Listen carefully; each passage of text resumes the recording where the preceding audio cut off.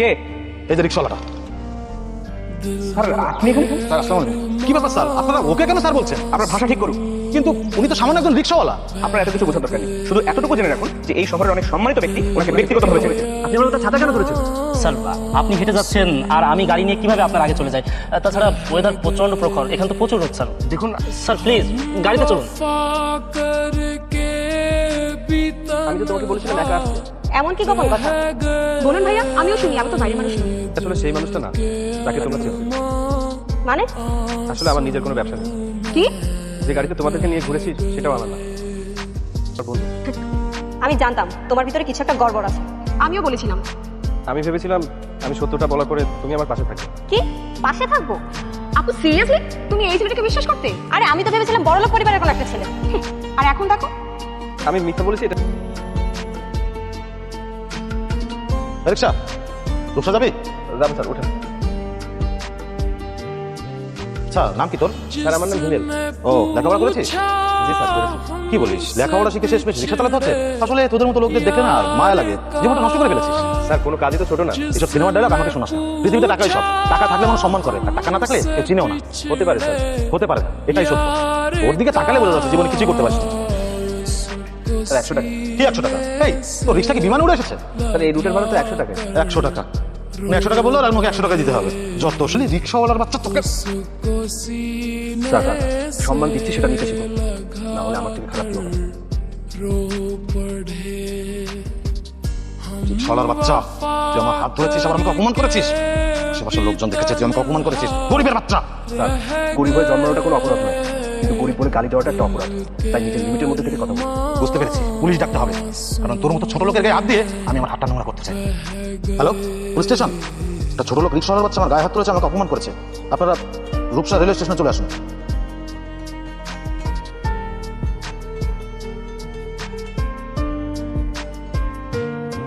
কি হয়েছে এখানে? স্যার এই ছেলেটা ভাড়া নিয়ে আমার সাথে ঝামেলা করেছে, আমাকে অপমান করেছে, এমনকি আমার গায়ে পর্যন্ত হাত তুলেছে। কে? এই যে রিক্সাওয়ালাটা। স্যার আপনি এখানে? স্যার আসসালামু আলাইকুম। কি ব্যাপার স্যার, আপনারা ওকে কেন স্যার বলছেন? আপনার ভাষা ঠিক করুন। কিন্তু উনি তো সামান্য একজন রিক্সাওয়ালা। সবাইকে পোশাক দেখে বিচার করবেন না। আমি তো কিছুই বুঝতে পারছি না। আপনার এত কিছু বোঝার দরকার নেই, শুধু এতটুকু জেনে রাখুন যে এই শহরের অনেক সম্মানিত ব্যক্তি ওনাকে ব্যক্তিগতভাবে চেনে। মানে উনি আসলে কে? আমাদের ওনার পরিচয় দেওয়ার অনুমতি নেই। তাহলে আমাকে আপনারা এত সম্মান করছেন কেন? কারণ সম্মান পাওয়ার যোগ্য যে মানুষ তাকে তার সম্মানটুকু দিতেই হয়। আরে, আপনারা তখন থেকে কি বলছেন আমি তো কিছুই বুঝতে পারছি না। তাহলে এখন বোঝার চেষ্টা করুন। আমাদের এসপি স্যার পর্যন্ত ওনাকে খুব ভালোভাবে চেনে। কি বলেন, এসপি স্যার? জি, আমাদের এসপি স্যার একাধিকবার ওনার সম্পর্কে আমাদের ব্রিফ করেছেন। তাহলে উনি কি কোনো সরকারি বড় কর্মকর্তা? আমরা সেটা বলতে পারবো না, শুধু এতটুকু বলতে পারি যে ওনার সম্পর্কে থানায় আমাদের বিশেষ নির্দেশনা দেওয়া আছে। আমি তো আসলে জানতাম না। জানতেন না বলেই অপমান করেছেন? আমি ভুল করেছি স্যার। ভুল আপনি করেছেন, তবে ভুলটা ওনার সাথে করেন। আপনি ভুল করেছেন একজন মানুষকে পোশাক দেখে বিচার করেন। স্যার আমার কোন স্যার? আরে এটা একটা লেবারের ফোন। আপনি কে? আমি ফ্রিডম গ্যারেজের ম্যানেজার বলছি। ফোনটা দ্রুত হিমেল স্যারকে দিন। আরে আগে বলুন তো আপনি কে? আমি আলী গ্রুপের চেয়ারম্যানের পিএস। আজ রাতের বোর্ড মিটিং শুরু হবে, দেশের 5 জন শীর্ষ ব্যবসায়ী উপস্থিত থাকবে। সবাই হিমেল স্যারের জন্য অপেক্ষা করছেন। অলরেডি স্যারের লোকেশনে হেলিকপ্টার পাঠানো হয়েছে।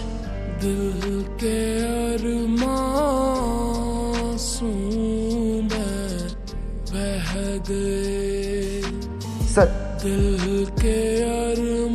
আপনারা হেলিকপ্টারটা নিয়ে চলে যান, আমি পরে গাড়িতে আসছি। কোথায় যাচ্ছ? কে লিজা? আরে পুরনো পরিচিত, এখন গ্যারেজে কাজ করে। ও আচ্ছা, তাই বলো। দেখেই তো বোঝা যাচ্ছে অনেক কষ্টে আছে। জীবন সবাইকে সমান সুযোগ দেয় না। তো হিমেল, চাকরি কেমন যাচ্ছে? আলহামদুলিল্লাহ। তো মাসে বেতন কত? হিসাব করা হয়নি। মানে বেতন এতই কম যে বলতেই লজ্জা লাগছে।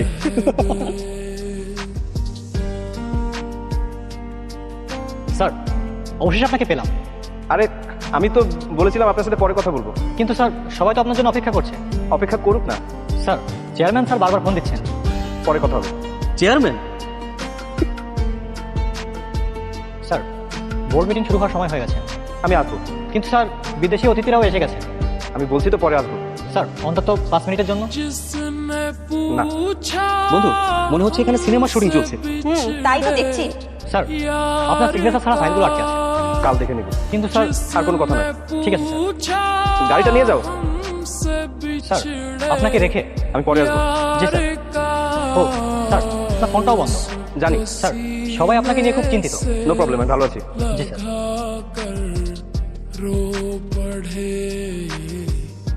জি বলুন। লিজা ম্যাম কি বাসাতে আছেন? জি আমি লিজা, বলুন হ্যাঁ, এটা আপনার জন্য। কে পাঠিয়েছে? দুঃখিত, নাম বলার অনুমতি নেই। অন্তত কোম্পানির নামটা বলুন। সেটাও বলার অনুমতি নেই। কি আছে খামের মধ্যে? আগামীকাল সকাল 10টায় আপনাদের উপস্থিত থাকতে হবে। ঠিকানা খামের ভিতরে লেখা আছে। আপনাদের বস কে? আমি সেই বিষয়ে কথা বলতে পারবো না। এত গোপনীয়তার কারণ? হ্যাঁ, আমাদের নির্দেশনাটা এমনই। জি স্যার, খামটা পৌঁছে দিয়েছি।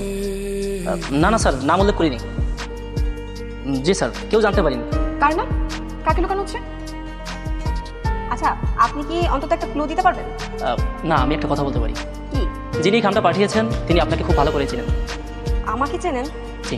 কিন্তু আমি তো তাকে চিনি না। হয়তো চিনেন, মানে সময় হলে বুঝতে পারবেন। এটা কি কোনো চাকরির ব্যাপার হতে পারে, নাকি বিয়ের প্রস্তাব? এটাও হতে পারে।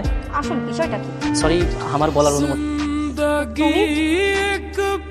আপু, এ তো তোমার বয়ফ্রেন্ড। অসম্ভব স্যার, আজকে প্রথম প্রার্থী লিজা আক্তার।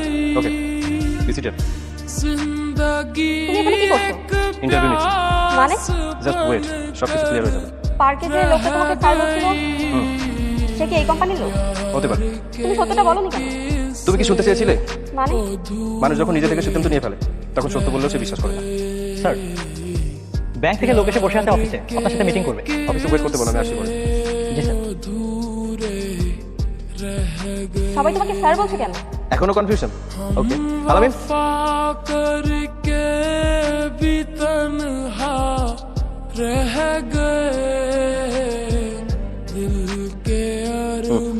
দেখো তো এবার আমাকে স্যারের মতো লাগছে কিনা। এই ব্লেজারটা কমতি ছিল, রাইট? আই থিঙ্ক আমাকে এবার স্যারের মতো মনে হচ্ছে। So no need this blazer. নিয়ে যাও।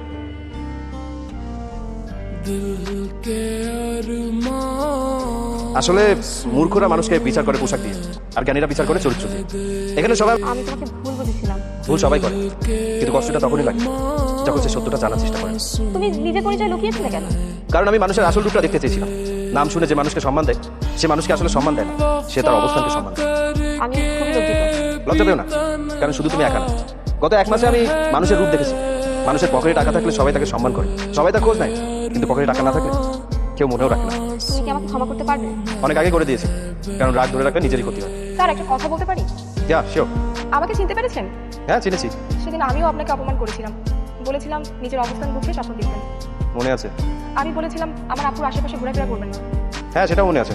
আমি ভেবেছিলাম আপনি একজন ব্যর্থ মানুষ, সাধারণ মানুষ হওয়া তো কোনো অপরাধ নয়। কিন্তু আমরা তো আপনাকে ছোট করে দেখেছিলাম। তোমরা আমাকে না, তোমরা অ্যাকচুয়ালি আমার পোশাক দেখে আমাকে বিচার করেছিলে। স্যার, আমাদের ক্ষমা করবেন। ক্ষমা তো অনেক আগেই করে দিয়েছি। একটা কথা কি জানো, ক্ষমা করতে গেলে শক্তির প্রয়োজন হয়, আর প্রতিশোধ নিতে গেলে রাগের। স্যার, আজ বুঝতে পারছি মানুষকে দেখে বিচার করাটা কত বড় ভুল। একটা কথা মনে রাখবে, প্রকৃত শিক্ষা হলো খালি পকেটে থাকা একজন মানুষকে সম্মান করা। কারণ টাকা আজ আছে কাল নেই, বাট ক্যারেক্টার মানে চরিত্র, চরিত্র যদি ঠিক থাকে তাহলে মানুষ সব হারিয়েও সম্মান পায়। আজীবন মনে রাখবেন। তুমি এত বড় হয়ে ছদ্মবেশ নিয়েছিলে কেন? আমি মানুষের আসল রূপ দেখতে চেয়েছিলাম, মানুষকে চিনতে চেয়েছিলাম। ছোটবেলা থেকে বাবার টাকা পয়সায় বড় হয়েছি, টাকা পয়সার কখনো কোনো মূল্য করিনি। আমি জানতাম টাকা দিলে সবই পাওয়া যায়, কিন্তু বাবা আমাকে বলতেন মানুষকে চিনতে চাইলে নিজের পরিচয় লুকিয়ে বের হয়ে যায়, তখন বুঝবি কে তোর আর কে তোর টাকার। আমি বাবার কথা বিশ্বাস করিনি, কিন্তু একদিন বাবার সাথে আমার তর্ক হয়। তখন বাবা সবাই আমাকে ভালোবাসে। তোকে না, তোর অবস্থানকে ভালোবাসে। 1 মাস নিজের পরিচয় থেকে লুকিয়ে থাক, তারপরে সে বলিস তুই ঠিক ছিলি না, আমি ঠিক ছিলাম। ঠিক আছে, আমি কাজ 1 মাস নিজের পরিচয় লুকিয়ে রাখলাম। প্রথম সপ্তাহে দেখলাম যাদেরকে বন্ধু ভেবেছিলাম তারা কেউ খোঁজ নেয় না, যাদেরকে আপন ভেবেছিলাম তারা কেউ পাশে থাকে না, আর যাকে সব থেকে বেশি বিশ্বাস করেছিলাম সেও ছেড়ে চলে যায়। তখন বুঝলাম যারা এতদিন আমার পাশে ছিল তারা কেউ হিমেলের পাশে ছিল না, ছিল হিমেলের টাকার পাশে। আচ্ছা, তোমাদেরকে যে ইন্টারভিউর জন্য এখানে ডেকেছি, একবারও কি মনে হচ্ছে না যে অফিসে না ডেকে কেন এখানে ডাকলো? অনেক আগেই মনে হয়েছিল, কিন্তু লজ্জা আর ভয়ে জিজ্ঞাসা করতে পারিনি। আমি ইচ্ছা করলে অফিসে ডেকে সবার সামনে সত্যটা প্রকাশ করতে পারতাম, বাট করিনি। কেন জানো? ওখানে সবাই আমার পরিচয় দেখে আমাকে সম্মান করে। আমি চেয়েছিলাম তোমরা মানুষটাকে দেখো, মানুষটাকে সম্মান করো। মনে পড়ে এই সেই জায়গা যেখানে তোমরা আমাকে অপমান করেছিলে। আমি ভেবেছিলাম আমি সত্যটা বলার পরে তুমি আমার পাশে থাকবে। কি পাশে থাকবো? আপু সিরিয়াসলি তুমি এই ছেলেটাকে বিশ্বাস করতে? আরে আমি তো ভেবেছিলাম বড়লোক পরিবারের কোনো একটা ছেলে। আর এখন দেখো। আমি মিথ্যা বলেছি এটা ঠিক, কিন্তু তোমার প্রতি আমার ভালোবাসাটা সত্যি ছিল। ভালোবাসা? আপু ও ভালোবাসার কথা বলছে। এখনকার যুগে ভালোবাসা বলতে কিছু হয়? আর তুমি আমাকে হারালে না, তুমি এমন একটা মানুষকে হারালে যে তোমাকে সত্যিকারের ভালোবাসতো। আর তুমিও এমন একটা মেয়েকে হারালে যাকে তুমি কোনোদিনও পেতে না। আমি চেয়েছি এই জায়গাতে তোমাদের সামনে সত্যটা প্রকাশ পাক, যাতে সবাই বুঝতে পারে সম্মান পদবীর জন্য নয়, সম্মান মানুষের জন্য হওয়া উচিত। আমি যদি অফিসের 4 দেয়ালের মাঝখানে সত্যটা প্রকাশ করতাম তাহলে কতিপয় কিছু মানুষ জানতো, বাট আমি চেয়েছিলাম যে স্থানে আমাকে অপমান করা হয়েছিল সেখানেই সত্যটা প্রকাশ পাক, কারণ সত্য সবসময় সুন্দর।